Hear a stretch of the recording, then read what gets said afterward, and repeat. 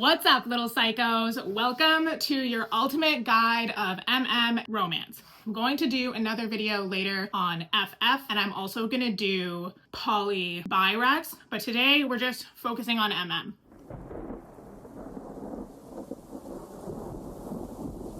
So I was going through my library and I have such a huge stack. Normally what I'll do is I'll go through each book rec, give you a synopsis, and do a Goodreads analysis. There's so many here that this video is gonna be like a freaking hour or two long if I do all of that. So this is gonna be a little bit more quick fire. If you want me to dig deeper into a more thorough review for any of the books that I'm gonna be recommending in this video, let me know in the comments and I'm happy to go and do that. Some of these books are just so close to my heart, so I could literally ramble about them all day.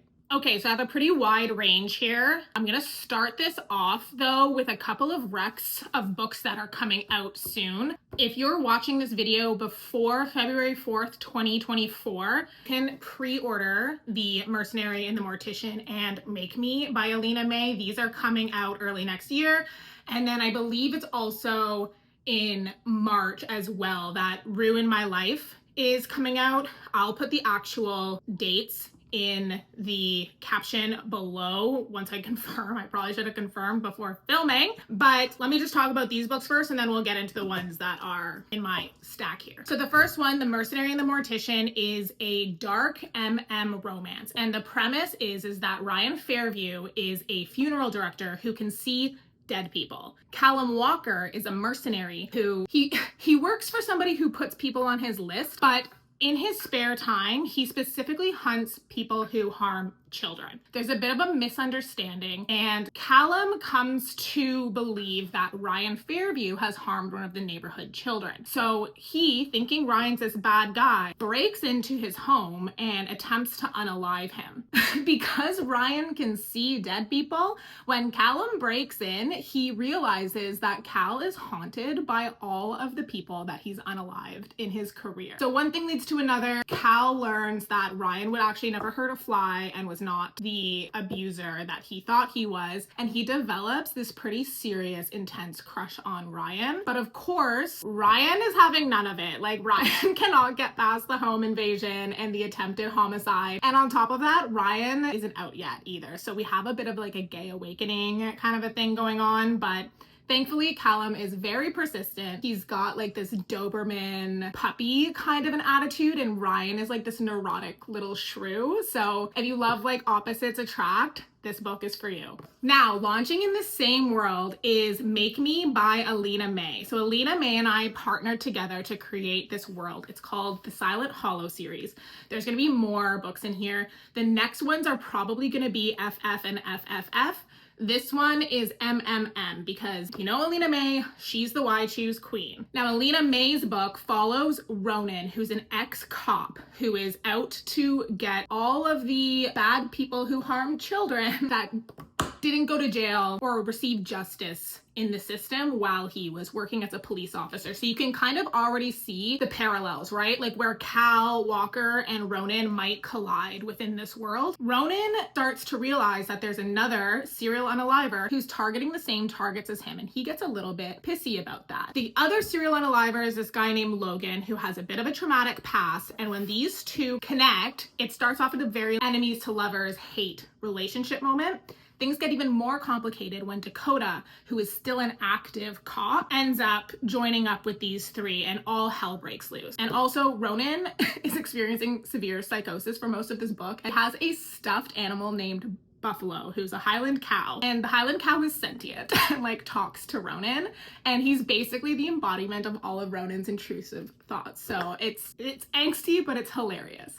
Another book that I'm personally really looking forward to, I'm beta reading it right now, but you guys, this book is going to rip your heart out, is Ruin My Life by Julia McColgan. This book follows Win and Remy. It's a best friends second chance romance where we follow kind of two timelines. So we follow the timeline where the two boys were falling in love with each other in high school, and then something very traumatic happened to Win and he disappeared, and the book begins after the fact when Win comes back to their hometown. And the story is basically about these two boys reconnecting and Remy slowly uncovering what happened to Win. And when I tell you I'm reading it right now and it's just going to rip your heart out.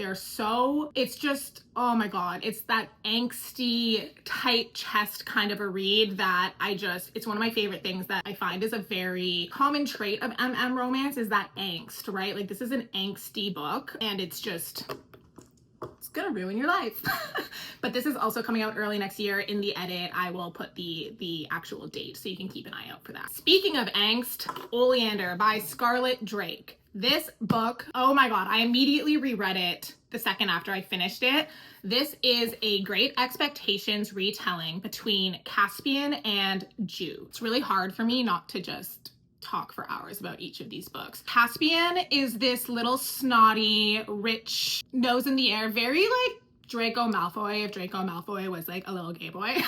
And Jude is this like humble, kind gardener, and Jude is so in love with freaking Cassian, and Cassian has a lot of trauma that he needs to unpack. And this book spans freaking years of this push and pull relationship of Jude just chasing Cassian and Cassian just needing Jude but refusing to allow himself the happiness that you as the reader initially think you deserve. I'll tell you, for 90% of this book I freaking hated Cass. By the end I totally forgave him, and it comes with a certain level of depth and understanding. Like you need to be able to see from Cass's perspective and understand that he was truly a victim with what happened in this book. Like I've seen a lot of people come for Cass and be like, I forgave him immediately. Like read this book and let me know what you think. If you have read this book, let me know what you think. Next up is Glitterland by Alexis Hall. I freaking love this book. This was like a short and a quick read, but it was just packed full of emotion. This follows Ash Winters, who struggles with mental health issues, and he's a writer, and Darian Taylor, who's the complete opposite of him. He's this flashy, loud, funny, kind man from Essex, and he's got an Essex accent, which when you first read accents in books, I don't know about you guys, but like you might be taken aback, but his accent is what just made me fall in love with him. Like Ash calls him a glitter pirate, and it's just, I'm obsessed with Darian in this book. He's literally my favorite character, even though I think I relate to Ash more. The villain in this story is Ash's struggle with mental health, basically, and there is a bit of a third act breakup in this one. So if that's like a problem for you, just be aware before going in. And the third act breakup is pretty freaking brutal, and I was furious with Ash when it happened. But again, I'm maybe too forgiving. I forgave Ash, and they got their HEA, and I was like so happy about it. But I think about Darian all the time. He's such a good person. Now for The Fans by Nyla K, this is a lot of people's kind of like first book that they read moving into queer romance because it blew up on TikTok. It got like super big. And honestly, I'm a firm believer of things are popular for a reason. You're never gonna catch me like hating on something just because it's popular. This book delivered for me in every single aspect. This is a stepbrothers romance between Kyron and Avi. Avi is this laid back kind of like stoner emo boy, and Kyron is this super uptight football star like in high school, and then they end up going to the same college. Avi gets a role as like a mascot on the football team just to with Kyron. Like his sense of humor is so funny, and Kai absolutely hates Avi for the beginning of the book. They run into a lot of like financial issues with their family, so Avi starts an OnlyFans, and in an experimental moment with one of their like female friends in an effort to make money, they discover that the two of them have so much chemistry on camera that all of the fans want to see just them together. So this is like paying for their housing, so they kind of just, even the reluctant Kai leans into it and is like, okay, whatever, like this is gonna get me into the NFL, screw it, I'm just gonna suck it up and do it. And then the whole book is you just watching these two fall in love, and it is like, I'm like choking up, literally just, I need to read, third reread, I need to read it again. It's so good. Since I'm already almost crying, let's talk about Wrath, because if you want a book that's gonna hurt you, this book is gonna do it. This book follows Ezra and Josh. Ezra comes to Josh's town. It's another stepbrothers kind of football romance, but it could not be any more different than For the Fans, in my opinion. This book is a lot heavier. It's very long, but this is just, I appreciate how long this book is because you get dragged through the dirt for a great deal of it, but you also get so much healing after the author Ella James puts you through it. Like, I read this at a cottage weekend and I just thank the stars every time that I had the time to just read, because there was a point where I turned a page and I literally felt like I got punched in the face. I screamed and like threw my Kindle. And then it was literally hours of me reading until it was resolved. And I just felt like a rhinoceros was sitting on my chest the whole time. So if you want angst, this book is angsty. Chock full of religious trauma for my religious trauma readers as well. Next is Let's Do This. Now, do not let this cute little cartoon cover fool you.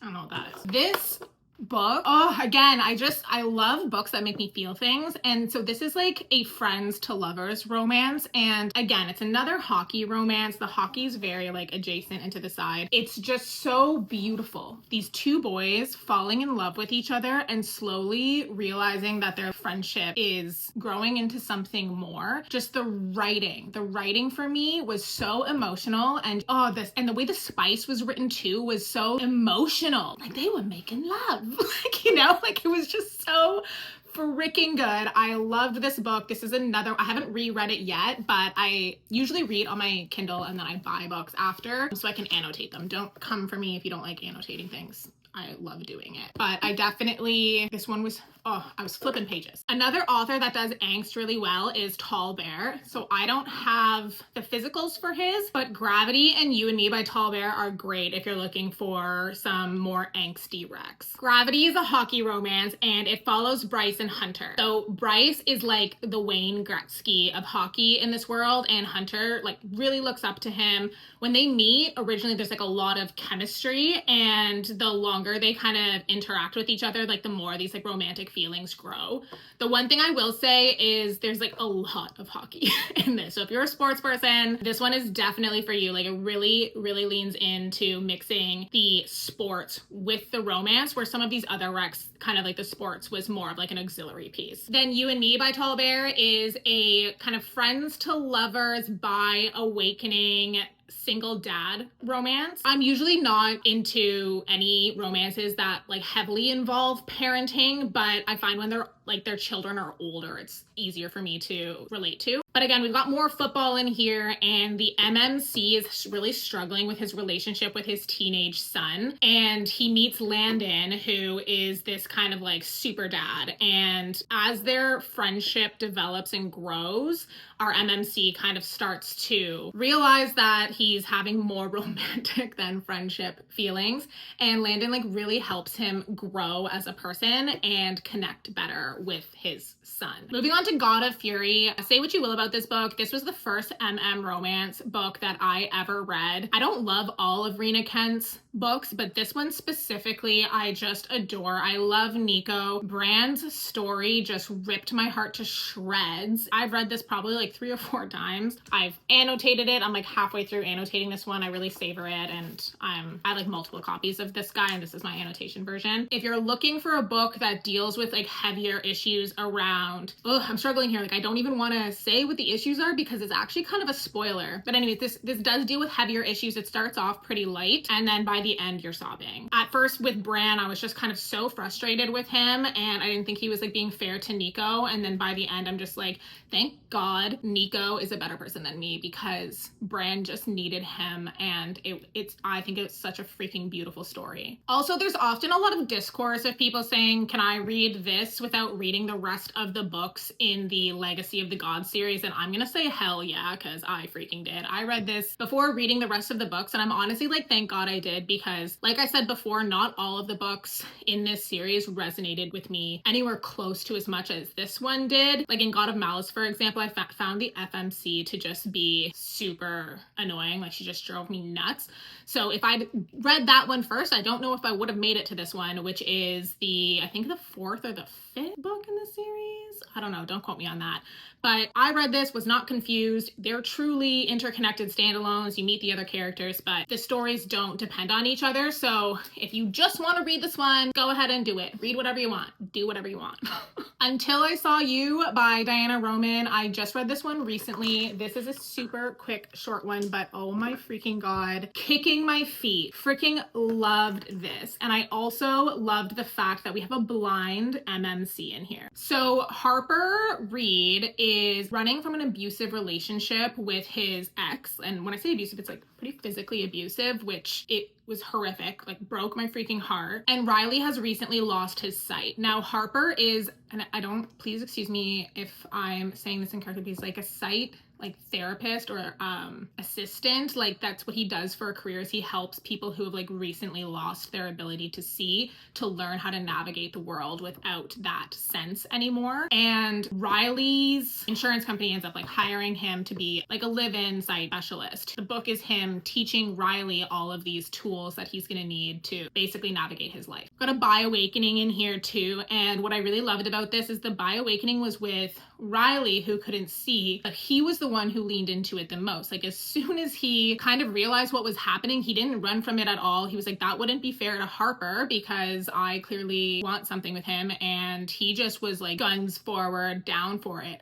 And Harper, because of his trauma, was actually the one who was doing a bit of like the pull back there. And he was a little bit worried that this was like just a phase for Riley. So Riley is so funny and witty and charming, and Harper he's exactly what Harper needed. And this is a beautiful, beautiful story, and I'm so, so happy for their HEA. Also, there's a lot of references to actual like romance books and audiobooks in here. They listen to like audiobook romances together, and it's so cute. As a reader, like it's fun to see references to stuff that is so relatable, right? Hateful Love by T. Ashleigh, Addison, Beck. This is another angsty little foot-kicky romance. It was very low stakes, which sometimes you just need. Like the climax at the end was resolved pretty quickly, and just like their little love story, I just love it. So cute. It follows Silas, who is a member of a motorcycle club. He's a teenager still, but he's kind of involved in that world. And then Blaine, who's like the football quarterback kind of preppy guy. So we've got that opposites attract kind of a thing too. And it's just, Silas is so cool. Like he gives me like Nick the Fox vibes. I don't know. It's just sweet, and it's foot kicky, and it's just exactly what I'm looking for sometimes when I just want to shut the world out and dig into something beautiful. Speaking of foot kicky, The Tragedy of Felix and Jake. This has two covers. The other cover is, I'm going to put it up here so you can see it. Oh my God, this is another